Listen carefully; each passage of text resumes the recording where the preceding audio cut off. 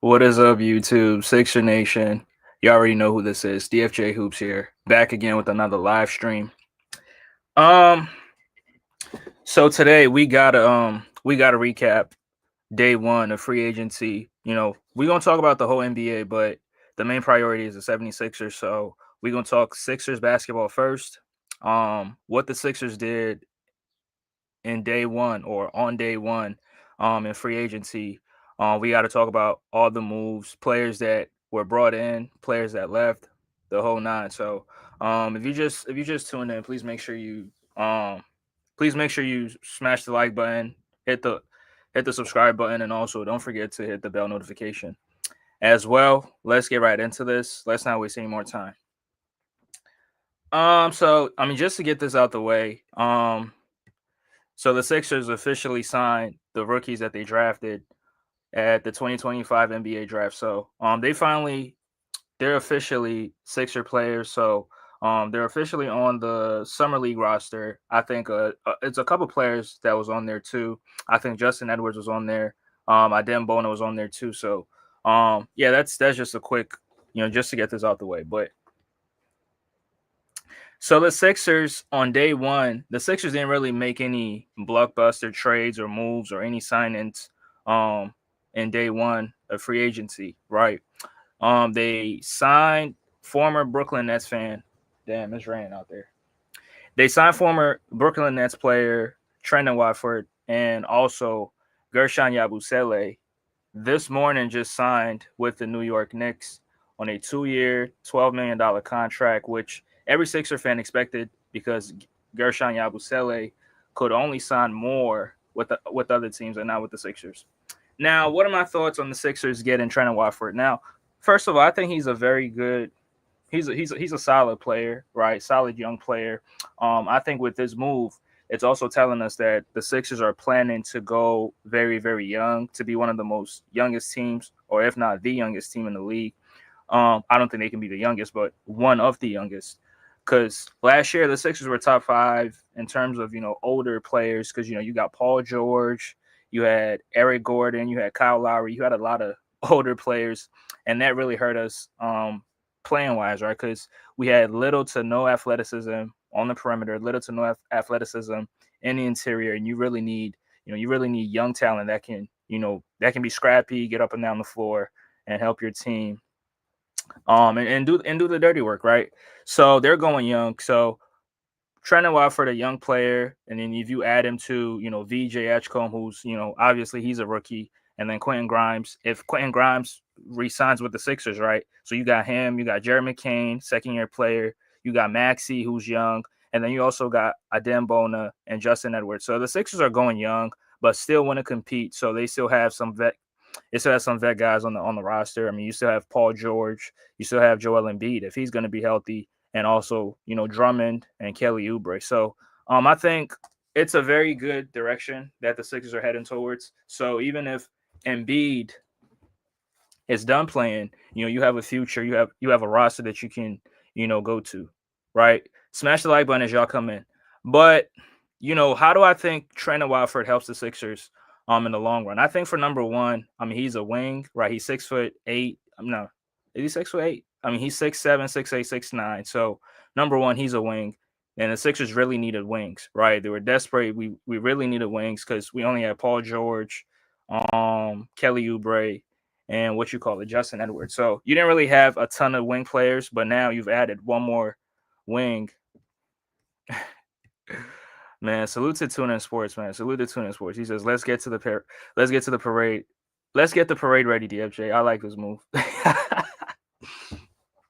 I mean, this move is not it's not enough. Obviously, it doesn't mean the Sixers are going to make any deep postseason runs, but I think it adds to what the Sixers are lacking, which is lack of wing players because you had only three wings. But adding this guy to the roster, I mean, this guy has he's a decent player, not a superstar, not an all-star caliber player, but I think if you have him coming off the bench or even in a starting role, I think he can absolutely do his job to the best of his abilities. And you got him for the cheap, right? You got him for 2 years. What was it?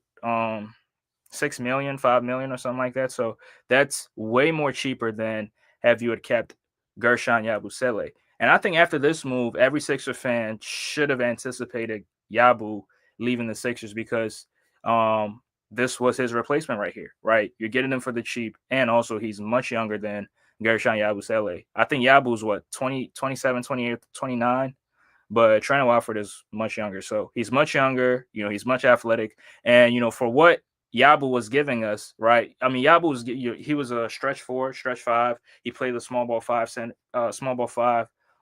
a few games. And, he did score for us when he had the opportunity to. He shot the 3-pointer very, very well for his size, right? Because when he was first in the league, he wasn't really as good of a 3-point shooter, but he improved in that aspect of his game.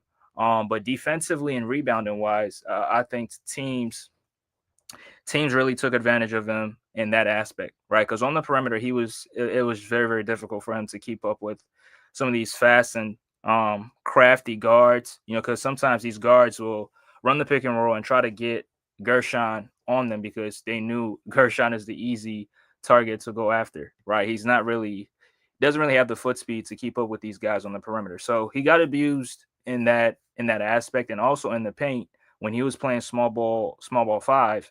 You know, some of these centers were taking advantage of him because he was too little, right? Going up against these guys, 6'10", 6'11", 7-footers, you're giving up a lot of size in that department. So in the process, you're gonna concede to a lot of offensive rebounds. And that's how teams beat down the Sixers, right? Getting a ton of offensive rebounds and getting second chance buckets on the Sixers.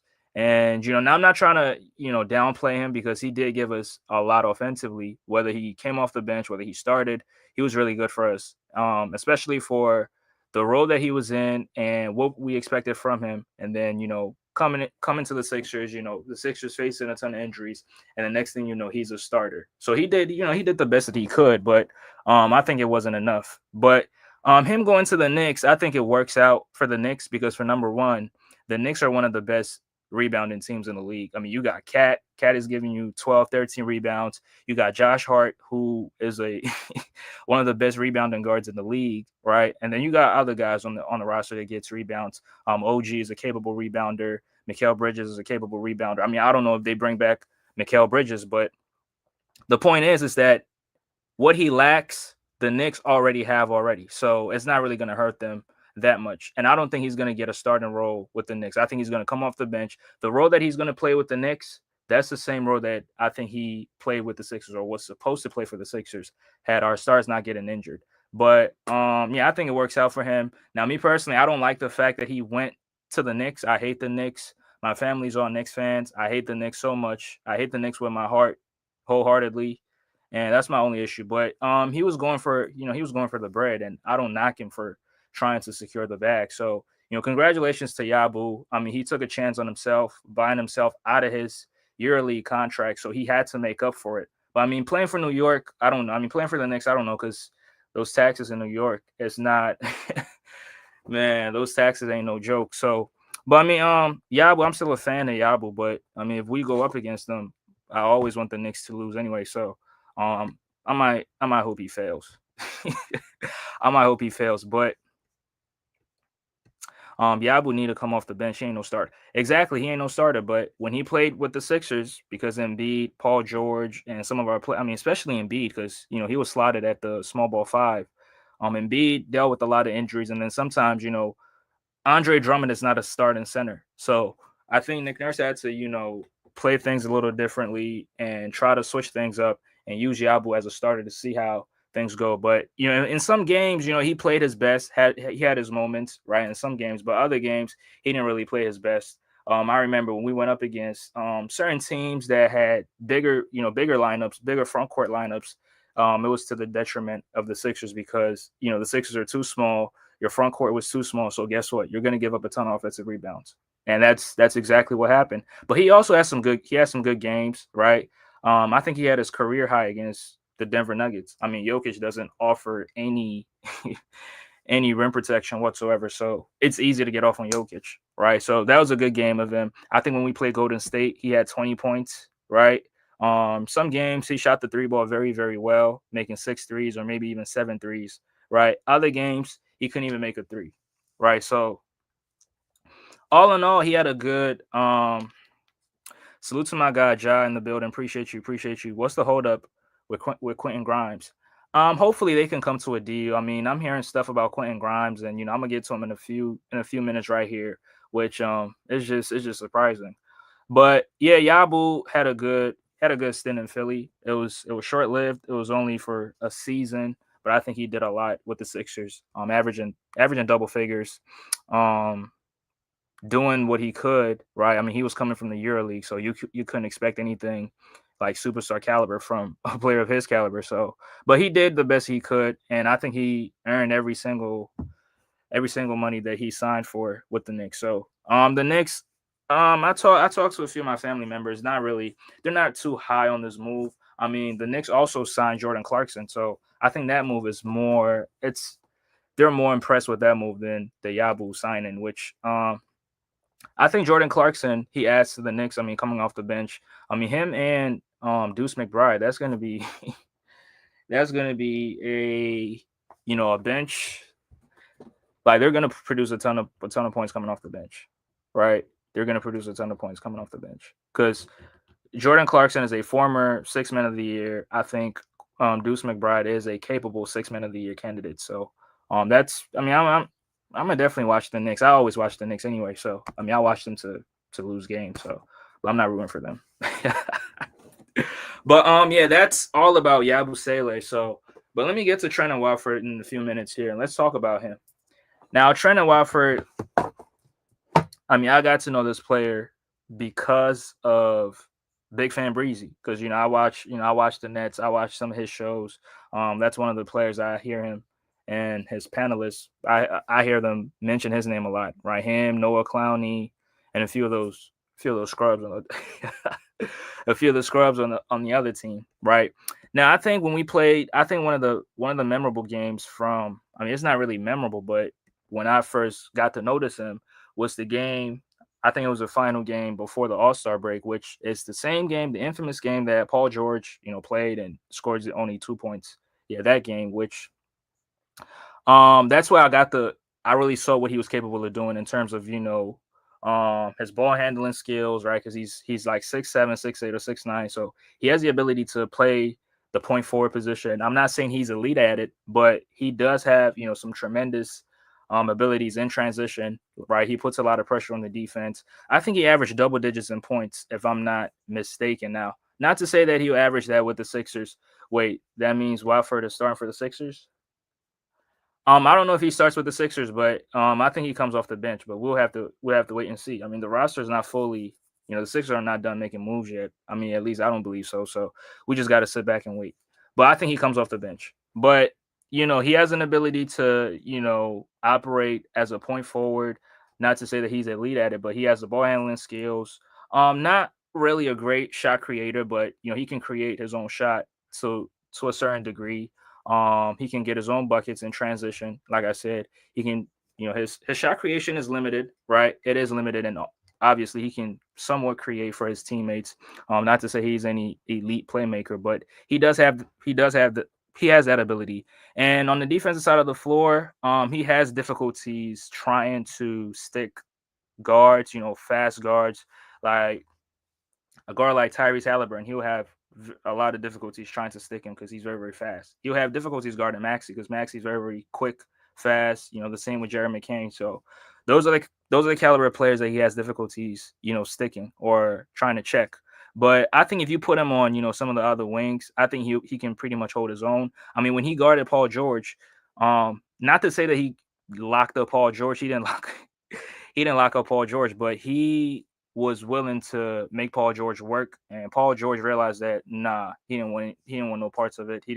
He wasn't really interested in that game, so that's why he ended up only finishing with 2 points. But he's not no lockdown defender. But I think one thing that the Sixers also need is interior presence and rebounding. And can he help with the Sixers in terms of the rebounding? I think he could, right? Because he's 6'9", has the has size, he has a wingspan for it, but we will have to actually wait and see how it looks like when he steps on the court with the Sixers, right? Because the Sixers they really need rebounding, they need athleticism, they need perimeter defense, and I think his prototype, he should be the caliber of player who could offer all of these. And for you paying him the minimum, right? That really helps us. And also, he's very very close friends with Tyrese Maxey, which I had no idea, but yeah, Maxey after the move was made, he went on social media, gave his thoughts about it. Obviously, he was happy because he's going to play with somebody who he is more familiar with. So, um, the move does, I mean, it does help the Sixers, like I said.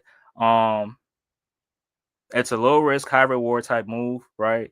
Because you're getting them for the cheap. And Yabu, if you had signed Yabu, you probably would be in the second apron or at least closer to the second apron. So, yeah, I like this move, and I'm just waiting to see what other moves the Sixers make moving forward because I mean I think we could use another wing if you upgrade from Kelly Oubre, and as much as it hurts me to say this, but I think the Sixers need an upgrade from Kelly because I believe Kelly does the same things that Justin Edwards does, and Kelly is not very good shooting the outside three. So especially from the corner, he's not that good. He shot what 34% from the three. Yeah, we really need people that can actually knock down open threes and also play defense. And I think Justin Edwards does that. He's not great at it, but he does it better than a Kelly Oubre. So I think if we can get an upgrade from him, it would be very, very nice. Oh, there there he is. There he is. Welcome home, Yabu. Go Knicks, man. I, hey, Brooklyn Knicks fan, shout out to you, bro. Appreciate you for stopping by. Appreciate you. But this move doesn't really do anything, to be honest with you. Does it get y'all over the hump to get you to the finals? I don't know. But he's a good pickup. I ain't gonna lie. He's a good pickup. Yabusele needs to be the starting power forward. Cat at the 5. Oh hell no. You don't want that. Yabu and Karl Anthony Towns in the starting lineup. They will both get targeted from the perimeter like crazy. Nah, you don't want that. You don't want that. I think the starting 5 is intact with the Knicks. Yeah, you should just bring him off the bench. So that means that Precious Achiuwa is not coming back. Is not coming back to the Knicks or not returning to the Knicks.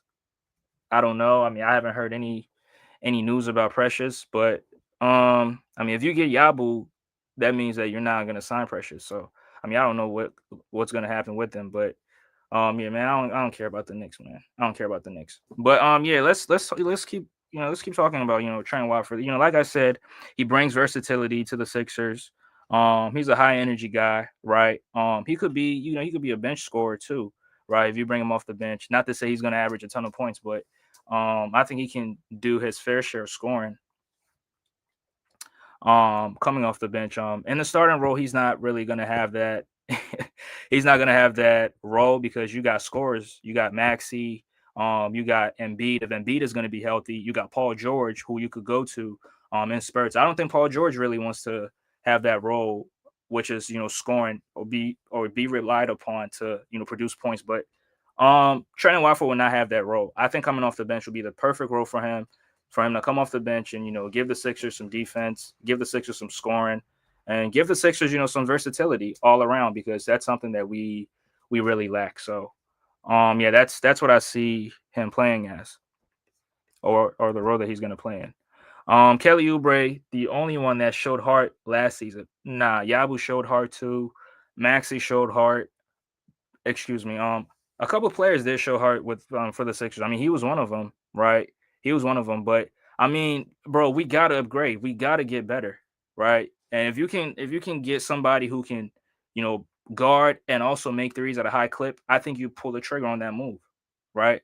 You make the move.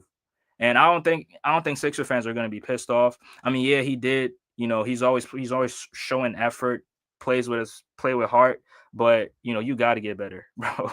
We got to get better too. So salute to my guy RJ in the building. Salute the bull RJ. Appreciate you. The next guy Yabu, they don't know that motherfucker can't rebound. Exactly. But RJ. I mean, to the Knicks' defense, the Knicks are one of the best rebounding teams in the league. So I don't think they're really looking at the rebounding because I mean Cat goes for rebounds. Josh Hart, one of the best rebounding guards in the league. And OG can also get rebounds. So maybe that's, maybe they'll make up for the rebounding with the other guys. But I think they're going to use his ability to, slash, his ability to make the outside shots and try to get that kind of value from him coming off the bench. So that's how I look at it. Now, if he's going to start, then, I don't know about him starting. I don't think he should start. I think him coming off the bench, that's the perfect role for him, right? But, on certain nights, he's going to get, he's going to start. On certain nights, he's definitely going to start. But the best role for him is to come off the bench. The best role for him is to come off the bench because he's not a good rebounder, not good at protecting the rim, which, the rim protection, he's 6'8", so you don't expect somebody 6'8" to be that great of a rim protector, right? He moves his feet slow on defense, especially at the three-point line. I don't know if y'all remember the game that we played against Phoenix when KD ISO'd him at the top of the key and just blew past him like he wasn't even there. I know it's KD, but, he still, the resistance wasn't there. And he got torched a lot from the three-point line. So, the Sixers, bringing in, Trendon Watford, I think that will be at least a minimum, right? It will be at a minimum. Tim Hardaway to the Nuggets. Finally, Jokic getting more help. I'm gonna get to the rest of the NBA in a few minutes here. Let me finish with the Sixers. That's the top priority. Sixers signing Precious Achiuwa. I don't think so. I don't think you need Precious. I don't think we need Precious. RJ, I don't know what you think about that, but I don't think we need Precious. We need more wings. And if we can trade Andre Drummond for a better backup center, yeah, because other teams are getting better at the backup center position. We just saw the Denver Nuggets trade. They just traded for Valanciunas, right? We just saw the Clippers get Brook Lopez. I know Brook Lopez is not but he's gonna play a bench role, supporting role to Ivica Zubac. So I think that's a perfect role for him, or a good role for him. The only thing I hate about that move is that he's too old. But apart from that, I think that's the Clippers, they got a good backup center. So I think the Sixers need to head in that same direction. We need a competent backup big man to back up Joel Embiid. Now, I know we got Adem Bona, but Adem should be the third string center, in my opinion. Salute to my guy, Cottage81. Appreciate you. What up? Salute chat room. Salute, bro. DFJ, you said the same thing about Niang, but he wasn't that bad as far as him being a defender or what? Because he's a terrible defender, but he can make his threes, right? He can make threes when he's wide open, right? That's the only value he gives you. Can't really put the ball on the floor to create his own shot. Not really a good defender, not a rebounder. I want versatile players. I hate, one-sided players. So I'm always value guys that are really versatile all around. So that's just me. But sometimes, you just got to make up for it because not every player you get on your team is going to be versatile. So you just got to make up. You just got to make up for it with the other guys on your team. So, moving along. I don't think Sixer fans really reacted that. Some Sixer fans that I talked to are really okay with Yabu leaving. Now, some Sixer fans didn't really take it. They didn't really take it good because I think Sixer fans really loved Yabu with his time here and him playing the amount of games that he played. He showed up. He did what he was supposed to do. He showed heart, showed effort, even though he was getting cooked on certain nights. But the effort was still there. He was available during games. He played, and he was a very nice personality. I think fans really liked him. He really liked being in Philly. I think he purchased a house out here. So, Sixer fans, some Sixer fans were expecting him to stay, but again, you got to put yourself in his shoes. If you bought yourself out your own contract, you got to make up for the bread. So, that's what he did. I have no issues with him doing that, but just wishing him the best in his on his future endeavors. That's how I look at it. But once again, Trendon Watford, he adds to the Sixers wing depth. In terms of versatility, he absolutely brings that. Does he replace the physicality that Yabu was giving you? I don't think so. Was Yabu even physical? I don't think he was. He was physical. He was physical in terms of when he was on offense, right? When he was on offense, with how he finishes around the basket, him being in posted positions, he showed or he displays he displayed physicality in those aspects, but him on defense, the physicality wasn't really there. Rebounding wasn't really there. So I don't know if Trendon Watford can give you that physicality. But again, we haven't really. I'm a Sixer fan. I haven't really watched a lot of his games, so I can't really judge him. I can only judge him when he steps on the court with the Sixers. Brian Pumper said Daryl Morey fell asleep. Yeah, I mean, other teams are making moves. Other teams are improving their roster, especially in the Western Conference. But I'm gonna get to that in a few minutes here. But let me just talk about Quentin Grimes and bring this to an end. But so the Sixers letting Yabu walk. That means that the Sixers are prioritizing Quentin Grimes. Now, Quentin Grimes. There's rumors that he and his camp are asking for $25 million a year. Now that's too much for a player that's been traded. The amount of times he's been traded, that's a lot for a player who put up a ton of numbers, and the Sixers as a team, they didn't really benefit from it, right? He was the only person who benefited off those numbers. He was trying to get paid, but I think that's if the Sixers really give him 25 a year, that's going to be a super high pay for Quentin Grimes. Now, not to say that he doesn't deserve it, he does, but for what he gave us, I mean, the Sixers didn't really benefit off of it, but I mean, the caliber player that he is, he shouldn't be getting $25 million a year, right? He shouldn't be getting that. Now, I know the Sixers have his bird rights; they can give him a ton of money if they want, but also you got to take a look at at the salary cap and look at what you need, and you got to be in talks with them, and you got to do what also benefits the team, not just the player, but what benefits the team, and not to hurt yourself by putting yourself across the second apron, and then you got to pay or face the consequences that you got to face. Salute Andre in chat. PG who? PG8, bro. You said podcast P. 15 million rank. Yeah, I think that's cool, right? Between 12 and 15, that's what I'm willing to give him, right? 12 to 15 million a year. That's what I'm willing to offer him, right? But I think his stock, I think his value is diminishing, it's depreciating in a sense of, I mean, we haven't heard any teams that really want to sign Quentin Grimes. I mean, it was only a few teams that really had the cap space to sign Quentin Grimes, but there's no rumors. So I think they're still in negotiations right now. And if they are able to get Quentin Grimes, I think that it will really help the Sixers in terms of the guard depth. So if you get Quentin Grimes, that means that even if you sign a Kyle Lowry, right, which Sixer fans are totally against, but if you sign Kyle Lowry, you're not going to play him a ton of minutes because you got Maxey, you got McCain, you got your third overall pick in VJ Edgecombe, and then you also got Quentin Grimes. So I absolutely want Quentin Grimes to return to the Sixers, right? Because he gives the Sixers, a lot more than what Kyle Lowry or Eric Gordon will give you. So yeah.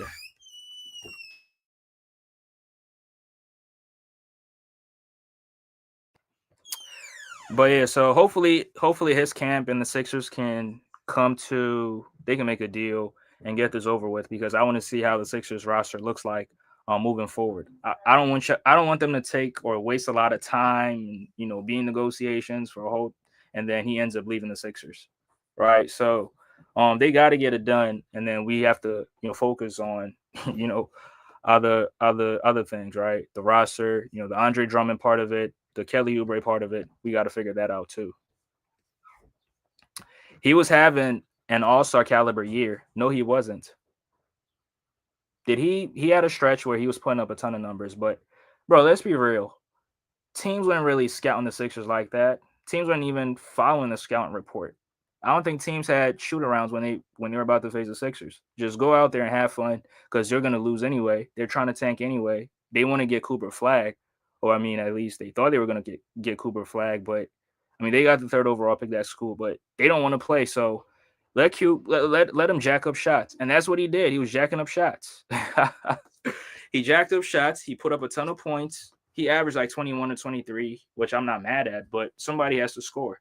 Somebody got to lead a bad team in scoring. And not unfortunately, but luckily it was him. But I mean, come on, bro.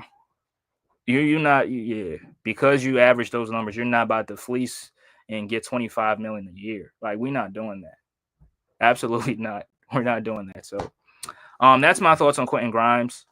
Like I said, I definitely want him on the team. And smash that like button as y'all come in. Please do me a favor and hit the like button. Yeah, I want Quentin Grimes on the team, but not for 25 million a year. Like, come on. Not for 25 million a year. So hopefully they can come to terms and get a deal done. In the next few days, right? There's only day 2 of free agency, but we're reacting to day 1. Now let's talk about the other teams in the NBA. Now I think the Eastern Conference, not too many teams have made any moves, like any significant moves. I mean, has Cleveland made any moves yet? I mean, I know they lost a player that was really instrumental in them winning 64, 65 games, in Ty Jerome, right? He was one of their best players, especially coming off the bench and playing the role that he was playing, right? He was definitely a part of that success, and they lost him. And I don't think they've made any moves yet, right? The Sixers, they lost a player, they gained a player. Not really. He's not going to move the needle that much, but I mean, they made a move, right? But what about the other teams in the Eastern Conference? I haven't really heard any teams like that making moves. I mean, Milwaukee made a huge move by cutting Damian Lillard, which I'm hearing people saying that he got backdoored, he got snaked. I mean, I don't know how you get backdoored and you in the NBA. Like, you're not in the streets. You're not on the corner, bro. How you get backdoored? But Damian Lillard, he's gonna get his money, so that's that. But I think teams in the Western Conference are making moves more than teams in the Eastern Conference. Now, in the West, we just seen Houston and the moves that they've been making, right? We seen Houston. Sixers should buy out Embiid and Paul George and rebuild. Yeah, I mean, it's not possible. You're gonna pay them a lot of money, over $200 million. So if they really want to do that, go ahead. But I don't think they make that. I don't think they do that. I think you would rather trade those guys rather than try to work out a buyout between those two players, right? And I think every player that's contract got bought out, they were on, I think, the last 2 years of their contract. I think Embiid has like 3 more years on his deal. Paul George has 3 more years on his deal. So it's just not going to be possible. He was averaging 40 points in back-to-back games. Man, come on, bro. Like I said, bro, teams weren't really guarding the Sixers like that. Teams weren't really focusing on the Sixers like that. So, yeah, of course, it's that easy. And even George Niang told him, if Tyrese is here, you would be in the corner. If Joel Embiid is on the floor, you would be in the corner. So, yeah, he does have the ability, but come on, man, I'm not giving you that 25 a year, bro. Nah, hell no, we're not doing that. But the Houston Rockets are making moves. They traded for KD, right? They signed. Who did they sign? They signed Dorian Finney-Smith, who one of the best 3-and-D players. I mean, he's dealt with a little bit of injuries here or there, but I think DFS really is going to really help them from a wing standpoint. I think, me personally, if they start him and bring, which it's not going to be possible, but I heard some people saying that Dorian Finney-Smith should start right alongside Kevin Durant and Alperen Sengun, and then you bring Jabari Smith off the bench. But whatever role they give him, I think he's definitely going to be perfect in that role. He's 6'7". He can play small ball 5 if they need him to, right? But on a night-to-night basis, he's guarding the other team's best players, and also he can shoot the 3, right? He can shoot the 3. He had multiple games where he made like 5 threes for the Lakers last year, right? And smash that like button, y'all. Smash that like button as y'all come in. Smash that like button, please. But I think Houston is they're trying to establish themselves as one of the best teams come next season, right? And I think they're going to be up there with the OKC Thunder. I mean, they were right there with the Thunder this past season because they were the 2nd seed. But I mean, unfortunately, they came up short in the first round to the Golden State Warriors, and we all knew what they significantly needed. They needed somebody who could go get his own bucket in crunch time, and they did exactly it by getting one of the greatest scorers in NBA history. And in my opinion, I think KD is the 2nd greatest scorer of all time. You get Kevin Durant. And yeah, he's in year 17, 18, or maybe 19, whatever year he's in, but he's still elite as a scorer. He can still get his bucket over any defender in the league. He put up 27, 28 last year, so I think he still has that ability. And you add Dorian Finney-Smith to it, and then you re-sign a couple pieces that you had from last year. Oh my goodness, Houston is going to be a good team to come next year. Houston is going to be a good team come next year. And then another team that's also making moves, the Denver Nuggets. Now, Denver, I don't really like the Nuggets. I'm gonna be honest with y'all. I don't really like the Nuggets, but they're making moves that I think people need to take. They got to notice, or you know, because you got off MPJ, you got off his contract, and you got. I mean, it's crazy how they got rid of MPJ, and it wasn't even that difficult. But you got off his contract with a second round or first round pick to get Cam Johnson. Now, Cam Johnson, Brooklyn Nets player, Cam Johnson has experience to a certain degree. I mean, he was on that Phoenix Suns team that went to the finals. He didn't really play a significant role, but he came in spot minutes, did some damage coming off the bench. And Bruce, shout out to Bruce. I see you. The Houston Rockets not gonna win anything. All fluff. I mean, Bruce, I know you're gonna say that because you don't like Houston. I know you don't like Houston because Houston and Golden State, they've been going back and forth. I mean, Steph Curry has been in Houston every single time. But I mean, you add KD to a team that was the second seed, you add DFS to it. I'm not saying they're gonna win a championship, but they can give any team in the West trouble, especially the Clippers. With the Clippers signing these old bums, and I heard the Clippers are trying to sign Chris Paul. Now, they better not make that move. They better not. But I mean, Bruce, let's be real. Houston right now is a better team than the Clippers. And I don't think you're even going to argue against that, right? I think Houston is a better team than the Clippers and Golden State, right? Because they added KD, they added DFS, and they added somebody else, or they traded for somebody else. I can't remember right now, but Brian Pumper said we running it back. By the looks of it, yeah, I think that's what Daryl Morey is trying to do, right? Because he stated this like 2 weeks ago that we're running it back with our three best players. We're gonna retool the roster a little bit. We're gonna try to get a little bit younger, and then we can go from there. So I think that's the plan moving forward. And I mean, let's see. But let's see. If PG is looking like trash, get his ass up out of here mid-season. That's how I'm looking at it. If Embiid, I know it's going to be very, very difficult to move Embiid, but I think it's going to be much easier trading Paul George, right? I think it's going to be much easier trading or moving Paul George. So, yeah. But Houston, Houston, one of the best teams. Denver made moves, right?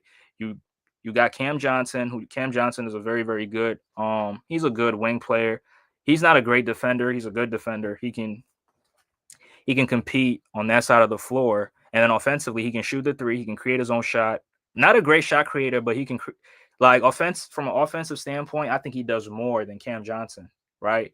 But I think Cam Johnson, he does more than MPJ. MPJ might slightly be a better shooter than Cam Johnson, but Cam Johnson is capable of doing more offensively. And then defensively, he's also capable of doing more. So you got off that contract.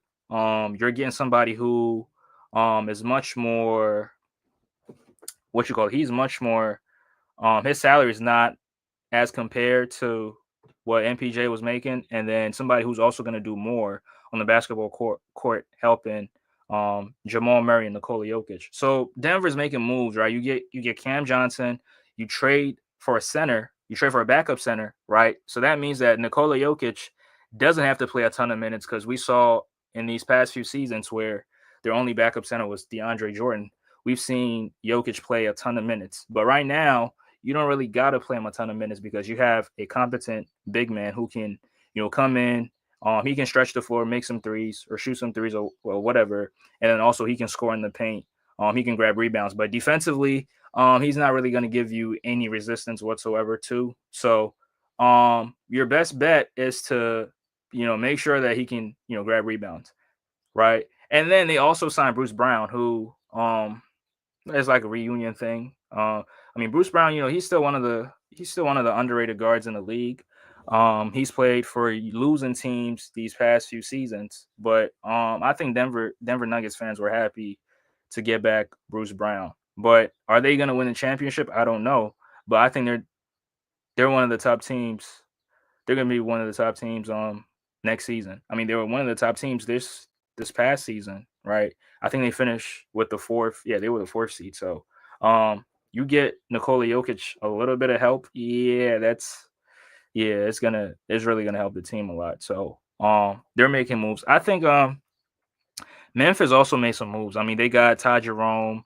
They extended Jaren Jackson Jr. They gave him a supermax contract, right? They had to cut Cole Anthony to make room for Jaren Jackson. So I mean they're making moves, but I don't think Memphis is gonna be they're gonna be in the way. They're gonna be in the mix, but as far as them being a top team, I don't see it. I mean, I see in the Western Conference, I see the Thunder, obviously. I see Houston, I see Denver, maybe the Clippers. I think the Clippers might be in the fifth or sixth seed, like around that range, right? Because they have also made some moves, but I don't think the moves they're making is, they're getting much older, right? You're getting Brooke Lopez, you re-signed Harden, and then you re-signed Nico Batum. Now, no disrespect to Nico. Nico is very, very good, but I don't think he's that effective. Heading into year is it 17, 18, whatever that is. He was drafted in 08, so that should be he's going in the year 18. So yeah, he has a lot of miles on his legs. But I really want the Clippers to go get a younger player too, right? Get a younger player too. Brooklyn got KD, and what happened? Suns, the same thing, and Rockets going to be the same.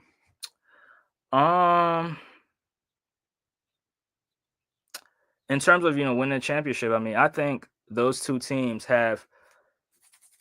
I think the Houston Rockets is more balanced than what Phoenix had. Phoenix had no defense whatsoever, but on Houston, I mean, you got Amen Thompson, who's one of the best defenders.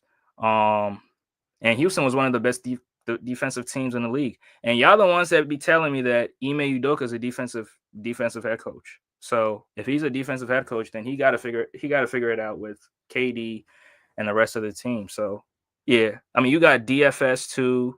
You got a few other defenders. I mean, Tari Eason is still on the team, right? So yeah, I mean, Bruce, they're not. I mean, they're going to be contenders for sure. I mean, they won 50 games last season, 50 plus last season. So, and then you had Kevin Durant, who I think is, yeah, you're upgrading. You're definitely getting better for sure. TuneIn Sports says if my team didn't get DeAndre Hunter, Cam Johnson was my next pick. Bro, to be honest with you, I have five wing players that I wanted the Sixers to get, right? Cam Johnson was one of them. DFS was one of them. And then a few others. And I told you, yesterday that the guy on the Blazers is also one of them. But yeah, Cam Johnson, I mean, he definitely gives them. I think he could be the third option for Denver, right? I think offensively, he's better offensively than Aaron Gordon. Right, he can do more than Gordon. I mean, I think he can initiate offense. He can create for his own. He can create for himself. He can create for others. He can shoot the three better. Maybe a slashing ability. Maybe Aaron Gordon from that aspect is better. But I think Cam Johnson does everything else better offensively than Aaron Gordon. So he can be much more reliable than Michael Porter Jr. because MPJ just disappeared in the playoffs this year, right? Now he had a good game 7, right? I mean, he was dealing with a shoulder injury too, so we gotta factor that. But yeah, Cam Johnson is definitely much better, and that makes the Nuggets one of the best teams. I mean, Bruce, you don't like the Thunder, you don't like Houston, you don't like the Nuggets. Like, what team in the West do you like other than the Clippers and Golden State? If these two teams are not winning, who do you think can come out the West next year? Because I think it's going to be one of these three teams: Denver, Houston, or OKC. But I mean, free agency is not done yet, so I can't count out the rest of the teams. Maybe somebody's going to make a splash move in the next few days. So yeah, the Nuggets are better than the Clippers. I mean, obviously, obviously, nobody's gonna fight that. Memphis will be right there. They got Ty Jerome, he's a steal, and Santi Aldama is back. Yeah, they re-signed Santi Aldama too. I think they lost Luke Kennard. Luke Kennard led the league in 3-point percentage. I think he signed with the Atlanta Hawks. So they have to make up for the shooting from the perimeter because you lost two of your best shooters, right? Luke Kennard and Desmond Bain. So you got to make up for it.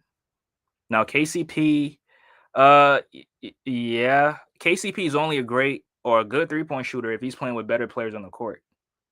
And we saw that with the Denver Nuggets. When he went to Orlando last year, we didn't really see it that much, right? We didn't even see it at all, right? So, yeah, that's something that they have to, they need some shooters on that team. They need some shooters. So, yeah. But I mean, in the East, I mean, teams are making subtle moves. I mean, Milwaukee's trying to compete. They're trying to, you know, give Giannis a competent team to compete with, right? For signing Mouse Turner in free agency. I didn't think that when I first saw it, I thought that was cap. But later on, it was confirmed that yes, he is going to sign or re-sign with.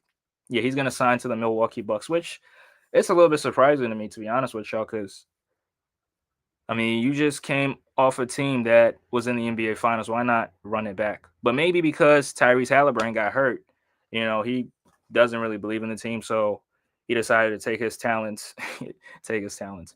He decided to sign with the Milwaukee Bucks and go from there. Because I mean, Milwaukee. I mean, if you put Miles Turner with Giannis, Miles Turner used to be one of the best, rim protectors in the league, right? He's led the league in blocks in the past before. So I still believe he has that ability, even though he doesn't display it regularly. I think he still has that ability. So if you add him to Giannis, Giannis is one of the best help side defenders in the league.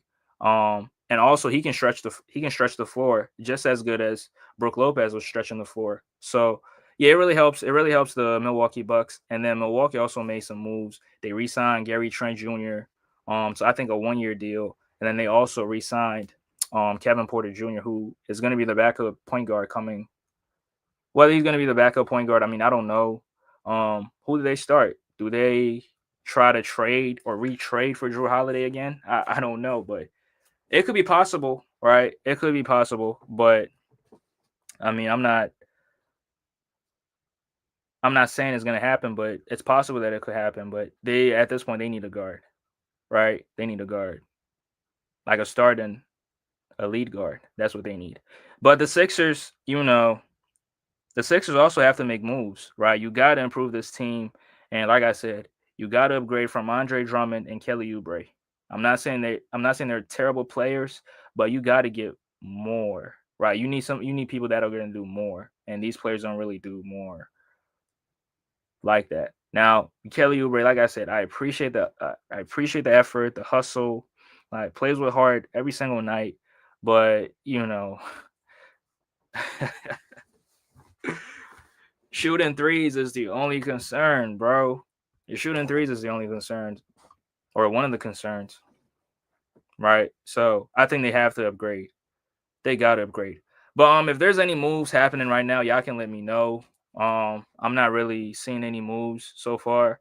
I mean, okay, so Denver also signed Tim Hardaway Jr. to a 1-year deal. So okay, they're still making moves, right? Denver's still making moves, trying to compete. And I mean, they have to make moves because they've lost in the second round in Game 7 2 years in a row. So you definitely got to maximize your chances of winning a championship with Jokic still in his prime. I think Jokic is definitely in his prime still. He says Larry Nance just signed with us. Okay, that's a former Cavalier, like you always say, former Cleveland Cavalier player. Does it really help y'all? Does it really move the needle? Because I mean, you've been bashing what you call it. You've been bashing Dean Wade for a long time, so I don't know if you really like this move. I mean, I want to know your thoughts on it. I mean, Tunis, matter of fact, let me just drop the link, bro.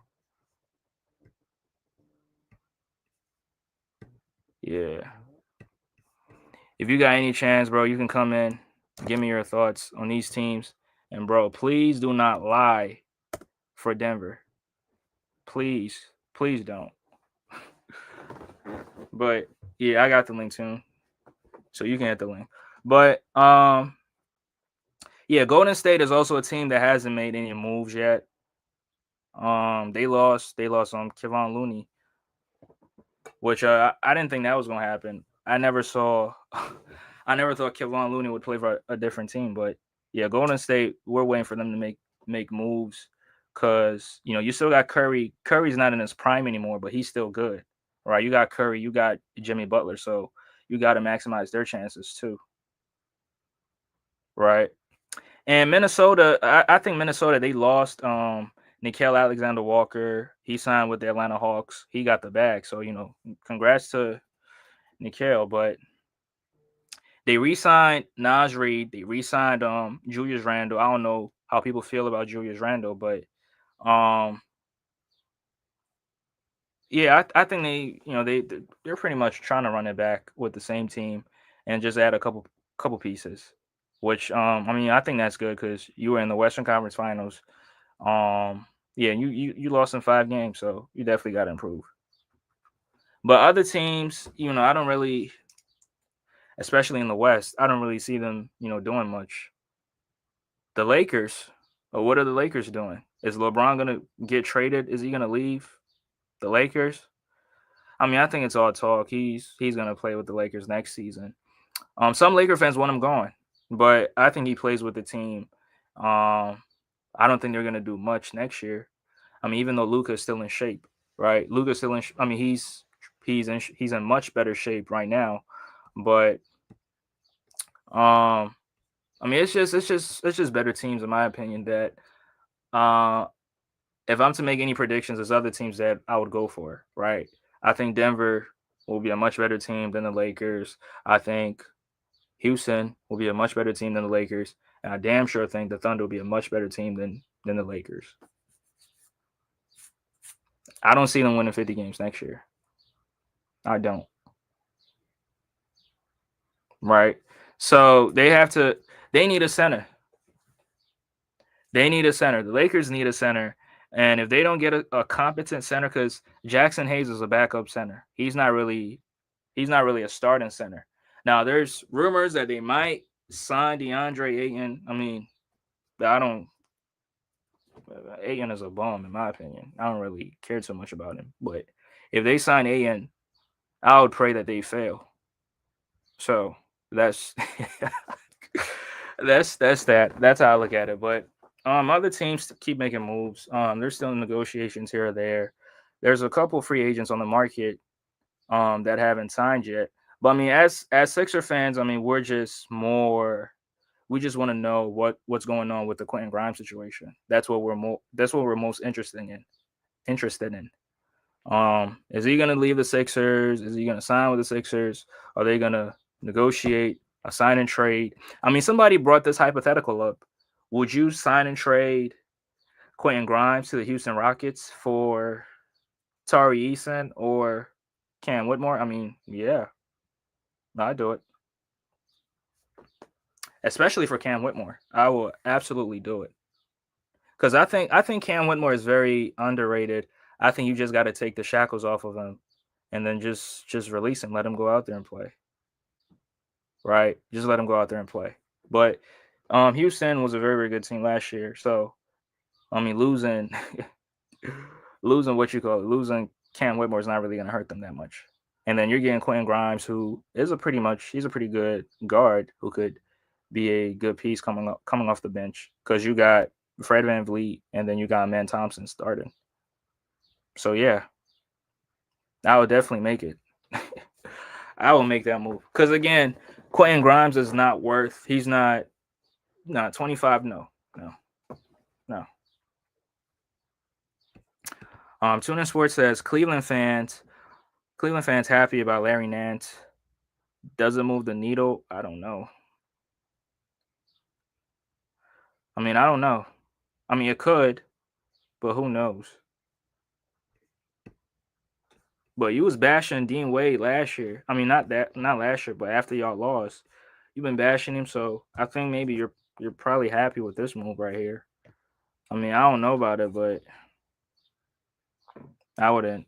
I wouldn't. Nah, it's okay, right? It's okay, but it doesn't really solve the problems that Cleveland need to solve, right? I don't think it. I don't think it solves it. He adds to it, but does it really solve the problems? No, not much. So yeah, but as far as the Sixers go, I'm also curious to see who they sign, in terms of guards. If they bring back Eric Gordon or Kyle Lowry, because like I said, I mean I wouldn't mind Kyle Lowry as long as he's not playing, because you're gonna sign him to the vet minimum. You got to sign somebody to the vet minimum. So I don't have any issues giving that to Kyle Lowry, but Eric Gordon, turning down the turning down his player option. I mean, will he get signed on a different team? I don't know. But I mean, it could, some team, it could happen, right? I heard some rumors that the Knicks might pick him up. I mean, I don't know, but because the Knicks have a lot of guards too. But if I'm I don't bring him back. No, I'm trying to get off Drummond. Why would I bring back Harry Gordon? So no. But Kyle Lowry, okay. I mean, no problem. But EG, no, no. Right? He's too slow at this point. When he goes for a layup, it's sad to watch, bro. When he goes up for a layup, it is sad. I mean, he can shoot the three, he can shoot deep threes, like no doubt. If he's wide open, he's letting it fly. But when he puts it on the floor trying to get to the basket, it's nasty to watch. It is so nasty to watch. So, but day two still going on. Teams are making moves, and like I just reported, Denver just re-signed. Yeah, they just signed Tim Hardaway Jr. to a 1-year deal. The Lakers currently are the favorites to land DeAndre Ayton. It's not really going to help the Lakers anyway. Not much. So he's going to pout if he's not getting enough shots. If LeBron, Austin Reeves, and Luka jacking up all the shots. And we know that. How do we know this? He was complaining. He was complaining when he was on the Suns, where after KD joined the team, where he was getting limited amount of shot opportunities. So yeah. Tuna Sports says he's our backup center, our backup big. I mean, he could be, but is that enough? Do you think that's enough?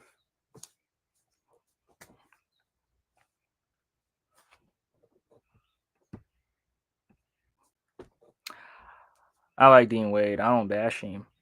You probably heard other people on my show bash him, but I like Dean Wade. Yeah, I know Joseph. Joseph wants him gone. Joseph wants him gone for obvious reasons.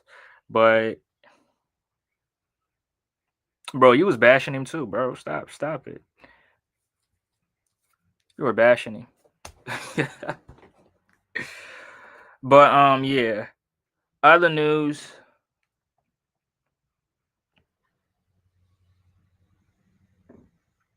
Yeah, but I was just surprised that um I was surprised that Miles Turner signed with the Bucks. I thought he was going to re-sign with the Pacers because he's been with them for a long time. He's been over there like what, 10 years?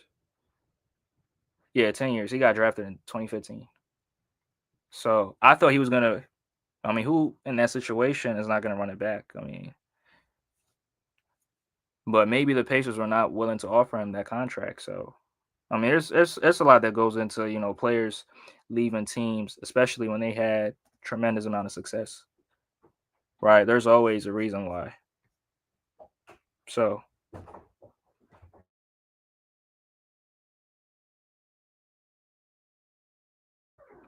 but Milwaukee's going to be a good team next year, right? Milwaukee's going to be in the mix. New York is going to be in the mix. Detroit, Orlando, and speaking of the Magic, Orlando, they signed Tyus Jones, and I think they needed a point guard, right? Somebody who could set up Paolo very, very well, get him some easy shots. And I'm gonna say this on the show right here. I think Paolo will lead the league in scoring next year. I don't care if it happens or not. I think Paolo Banchero will lead the NBA in scoring in the 2025-2026 season. Y'all heard it here first. I saw what he was doing with against the Celtics. He was getting buckets. Cavs need a center. You mean a backup big? Because you got Jared Allen. And I just saw a report just now that said that Kobe is really trying to run it back with the core four. So if you're talking about a backup big, okay. That's fine. Paolo might focus on being healthy first. I mean, he only dealt with injury like last season, right? Where he had the oblique, is it the oblique injury, abdominal injury, whatever. But yeah, he's. I mean, when I make predictions, you know, assuming that they're going to be healthy. I mean, I don't predict injuries. You can't predict injuries. I mean, maybe for certain players you could, but yeah, I don't predict injuries. Larry Nance a fan favorite. I don't have too much to say. Okay, that's fine. But I mean, for the Cavs next year, you got to get to the finals. That should be the expectations for the Cavs. You got to get to the finals. So if this move is going to help y'all get to the finals, okay, cool, no problem. And sometimes the fans don't really know what they be talking about. So yeah. I mean, let me look at Paolo. Paolo Banchero. I know he missed a lot of games last year, but yeah, he played 46 games. That's terrible. But I mean, his first 2 seasons he was playing games, right? 72 games, 80 games. So that's playing a lot. And in the 46 games that he played, he was averaging 25.9. So 26, right? I'm gonna round it up. So 26. So if you're leading the league in scoring, that means you're averaging 32, 33, or 34. That's possible. He's that good. He can absolutely average 32, 31, or 30 for sure. He can do it. Right? He was averaging 29 against Boston. So I think he could do it, especially with a facilitating point guard. Oh my goodness. He can average 30. Cavs is too small in the backcourt. I'm just hopeful. I'm just a hopeful fan, bro. Hoping they can prove people wrong. Man, bro, I told you, bro. Y'all got midgets, and I don't like midgets. I don't like midgets, bro. Bro, that's why you gotta get off Darius, bro. Gotta get off of Darius Garland. Gotta get off of Darius Garland. But they want to run it back. It's gonna be the same result because I don't think Cleveland is getting to the finals. But I mean, maybe get into the conference finals. Maybe that could be some kind of success, right? Because that's the era we live in. If you make the conference finals, you had a great season. That's how some people look at it. So, I mean, it's possible to get to the conference finals, but to get to the finals, I don't know. And then you got KD on LeBron's podcast saying that just go after Darius Garland. That's terrible, bro. Next year, bro, everybody's gonna try to pick on Darius Garland, even rookies. VJ might try to put him in it. VJ might try to ISO him at the top of the key, dance on him, and take him to the basket and try to score on him, bro. I don't know why KD did that, but yeah, don't do that, bro. I mean, even though it's pretty much common knowledge, but don't sit on the media and say that. They could get to the finals. They just not winning it. Could they get to the finals? I don't think they can get to the finals. Eastern Conference Finals, yes, but not the NBA Finals. East is open. Sixers can make the Eastern Conference Finals. Yeah, definitely. But they got to be healthy. They got to be healthy. What's good, Bookbag? Appreciate you. This might be your first time, bro. Please make sure you sub to the channel, smash the like button. But who's your team? You a Sixer fan? I mean, I don't know if you're a Sixer. I don't know if you're a Sixer fan, but we win in the Eastern Conference Finals this year. 100% new team. Who's your team in the Eastern Conference? I mean, are you a Bucks fan? I mean, I don't know. KD wasn't. Yeah, he wasn't. And like I said, I think it's pretty much common knowledge within the NBA. But don't go on a podcast like that and say it. That's what I'm saying.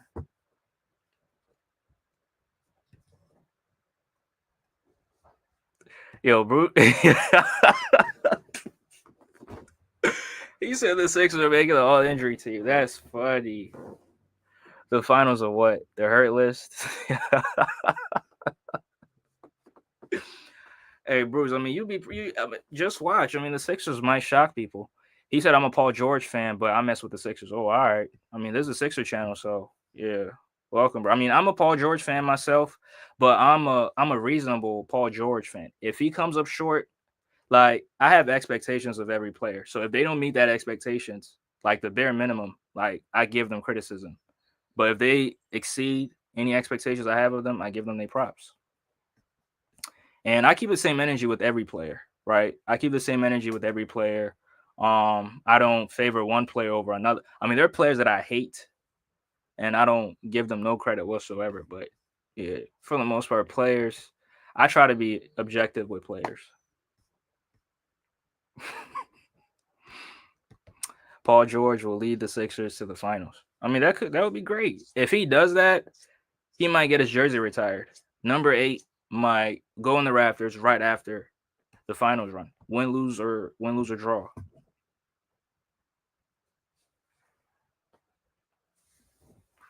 So, but yeah, it would be a difficult task. But yeah, 34, 35. I mean, Paul George is not Michael Jordan, so absolutely, I don't see that happening. Right? I don't see that happening. But if he's playing a supporting role, yeah, it could if Embiid is healthy. But him as the man, I don't see that. The WNBA Philly team will go to the finals first before the Sixers. Damn, that's so in the next 5 years, you don't see the Sixers going to the finals? That's crazy. Because the WNBA team, um, that's what 2030. I mean, I don't know about having a WNBA team in Philly because I mean it's a football town, right? It's football, baseball, and then basketball. And the females are not really into basketball like that. The females are more football and baseball fans. So I don't know. I mean, I could be wrong, but you know, I mean, it's a good thing, but I just don't the support. I don't see the support like that. I don't see people going to games like that. But I mean, who knows? Because I mean, the Sixers, as terrible as they were, the Sixers were still top 5 in terms of attendance, right? They were still top 5, so maybe they might have a few fans, over there. But I respect Paul George, but he is not a winner. What do you define a winner as? Winning a championship, getting to the conference finals, getting to the finals. Like, how do you define a winner? Or maybe like individual accolades, stuff like that. Bookback says, yeah, I've been a PG fan since 2012, but on this team, I feel like everyone has to take full accountability for the good and for the bad. Yeah, I think I've been a PG fan for was it 20 when they first played the Miami Heat in the second round. That's when I became a fan of PG. I think that was 2012. Yeah, so right around the same. Yeah, just as long. So yeah, we got Eagles fans, but I'm just saying. I mean, I don't know if those fans are really basketball fans. Like the football fans, like they take that shit personal. They take it serious. Like it's no joke. And I don't see that same passion for basketball. For baseball, yes.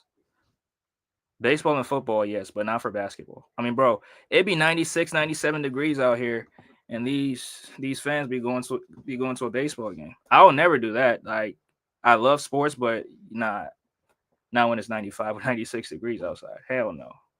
I'm not taking that risk. But if let's say if basketball was played outside, I don't think you'd have that many fans at a game like that. So he never delivers when needed, and then he always has an excuse. Mm. Yeah, he said he owes the Clippers a championship. Obviously, he didn't deliver it. But Kawhi Leonard was injured, so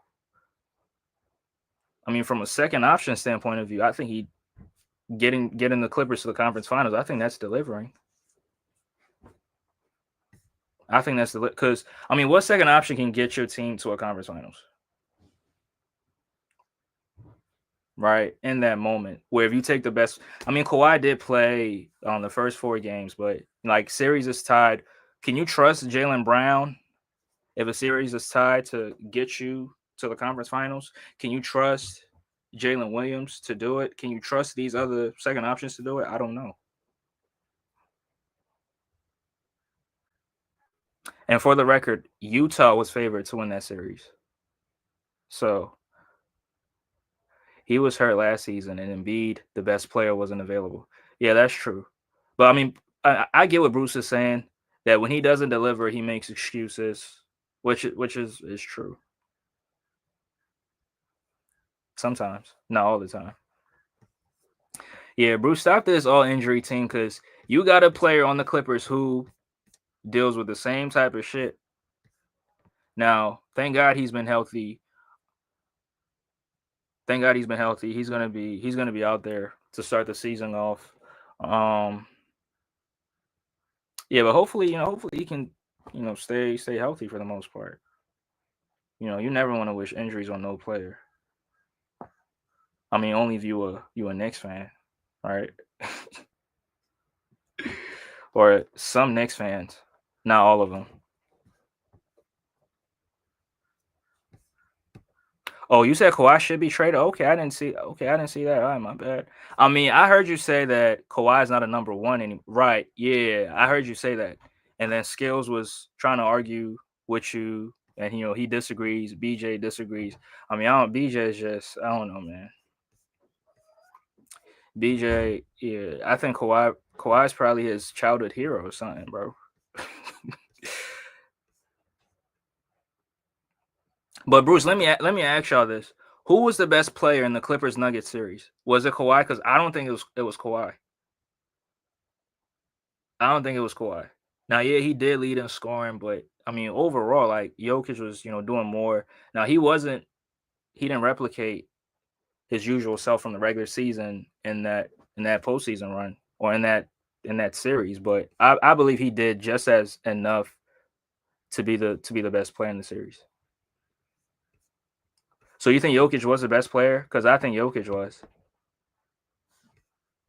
at the beginning, Kawhi, but to end it, Jokic. Okay, I get what you're saying. Yeah, I think Jokic did enough to be the best player, and Kawhi only averaged like one more point. Bro, I said the same thing to BJ. He said, I'm tripping. I don't know what I'm talking about. I don't know basketball. He called me. He said I'm trolling. I'm doing this. I'm doing that. But I'm like, you gotta be objective. You gotta be objective. And then I said to him that the guy who Kawhi was responsible to guard or assigned to guard or guarded the most, his production increased in the playoffs. Aaron Gordon averaged more points in the playoffs than he did in the regular season. And that's on Kawhi's watch. And then he tried to deflect, he guarded Michael Porter Jr. I'm like, bro, are you not embarrassed saying that a defender on Kawhi's caliber guarding Michael Porter Jr., guarding a catch and shoot player? I mean, come on, bro. No, it's not a cult. It's it's not a cult, but I mean, I think he had a good series. I mean, putting up 25 a game, dealing with what he was dealing with. I mean, that's still elite. I think Kawhi is still elite, but I think it's just it takes more, right? It takes more. And the Clippers with this roster, I mean, I don't know where they're heading to because you're older, right? Harden, Batum, Brook Lopez. I mean, come on, man. This team is gonna be too slow on the perimeter, right? They're gonna be too slow on the perimeter. Yeah, Bruce. That's what I was telling that's what I was telling Atune. Now I don't know if Brook is gonna be the backup center because if he's gonna be the backup, then you're paying a lot of money for a backup center because he signed for 2 years, 18 million. Now I'm not hating on them. Get your bread, but for the backup, I mean I don't know. So if that means they're trying to trade Zubas, then that's gonna be a terrible move. But as a backup center, I mean he's much better than um the other backup center that the Clippers had last year. I forgot his name. Um, dude played on the Suns before he played for the Clippers. Damn, what's his name? But yeah, he's definitely a much better. He'll be a much better backup center. But it's just like it's too many. Yeah, Eubanks. Yeah, Eubanks. But it's just too many old players on the team. I mean, the Clippers were one of the oldest teams last year. So heading into next season, it's going to continue to be that. And what's so funny is that BJ BJ did a video or a stream saying that Nico has to retire, and then guess what? He turns around and signs a 2-year contract with the Clippers. That's that is so funny, man. I'm just waiting. I'll wait to see how BJ will react to that move or that signing. Because I mean, Batum, I like Nico, but I'm not. No, I gotta get younger. I got some young players on the team that I gotta start playing them. Kobe Brown is gonna be in year 3, year 4, right? So you got to give him some playing time. You got to develop him, right? And then the Clippers have some other young players that I probably don't know that we probably don't realize. But some of these guys you just got to give them you just got to give them some burn. Like let them go out there, let them make a few mistakes here or there. They're gonna learn from it, right? They're gonna learn from it. So that's the direction that I think the Sixers, the Clippers should head towards. And I mean, especially having Kawhi Leonard. Kawhi is also getting older. He's 34. So you got to surround him with some athletic wing players that can shoot threes and can also play defense, right? And not try to use Kawhi Leonard as, a point of attack defender or guarding somebody like guarding the other team's first or second best players all the time. No. I mean, he didn't do it in the playoffs against the Nuggets, but you know, try to conserve his energy more for offense than defense. I mean, he's still capable of playing like great defense, but you want him to give you more offense than defense at this point, in my opinion. And then have the young players do the dirty work, have the young players guard the other team's best players. And then, I think you can get more out of Kawhi if you take that approach. But if you're trying to have him guard as much as he plays, play defense as much as he plays offense, yeah, that's going to be too much on his body. Too much wear and tear. Yeah, but the Clippers, and Sacramento's also a team I almost forgot about them. Sacramento, they're making some sneaky little moves here or there.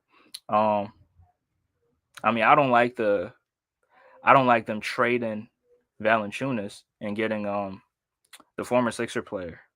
I forgot his name. Dario Saric. I don't like that move, but them signing Dennis Schroeder, okay, that's good. But there's rumors that they might sign Russell Westbrook.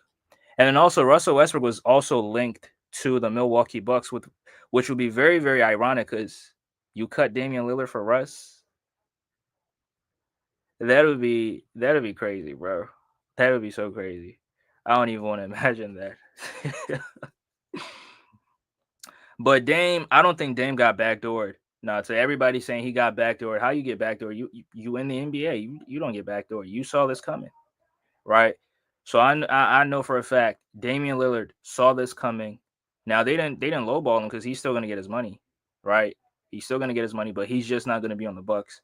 So he's gonna have ample time to recover from his injuries, focus, with his family, be with his family, try to get better, try to get healthy, and then see what other team can sign him. Now, some Miami Heat fans are pushing for the Miami Heat to sign Damian Lillard. Um, I mean, I don't know. That's just gonna help you because Damian Lillard still has that ability, right? Even though he's just too little, but in the Miami Heat system, in the legal defensive system, he's gonna be all right? He's gonna be all right defensively. Because if you pick on them, guess what? They're always gonna send help. They're always gonna send help and try to make it difficult for you. So, but yeah, if he goes, I don't think he signs with the Heat. He'll probably sign with another team, preferably in the West, not in the East. Because him playing in the East has been a total failure. Let's just say what it is. Yeah, he's dealt with injuries, but it's been a failure. So, but Bruce, do you think the Clippers should go after Chris Paul? Should the Clippers sign Chris Paul? Oh man, that would probably be the most. That would probably be the oldest team in NBA history if you go for Chris Paul, because Chris Paul is 40 or maybe 41. He's the same age as LeBron, and LeBron is 40. So you have a 40-year-old, a 37-year-old, 36-year-old. I mean, two 37-year-olds. Yeah, that's too much, man.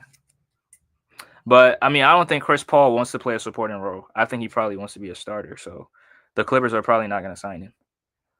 Smash that like button as y'all come in here. Smash the like button. Appreciate y'all for tuning in. I'm getting ready to close out. I was just waiting, but it seems like the Sixers are not going to make any moves. Maybe not today.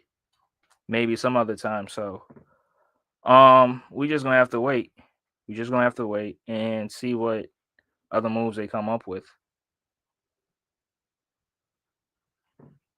And hopefully it's a move that trades or sends Andre Drummond away, gets as a competent backup center, and also you can get off Kelly Oubre and get a decent wing. So that's where I'm at with it. But appreciate y'all for tuning in. Appreciate the new faces that showed up. Salute to my guy One Mike, who's always in here supporting. Salute to Humble. Salute to Tuning Sports, Bruce. Yeah, the realist was in here earlier on, so salute to him too. But the Clippers, yeah, I don't know. I don't know the direction that the Clippers are trying to head to. But yeah, salute to you, bro. Salute. Much love and respect. Salute. And the Celtics are going to be good next year. I don't think the Celtics are going to be tanking, but they're going to be a very, very good team next year. So, unfortunately, Jason Tatum is not going to be playing, but yeah, Celtics, they're going to be a good team next year.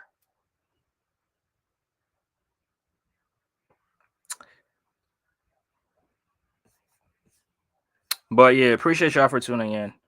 Appreciate y'all for hanging out with me.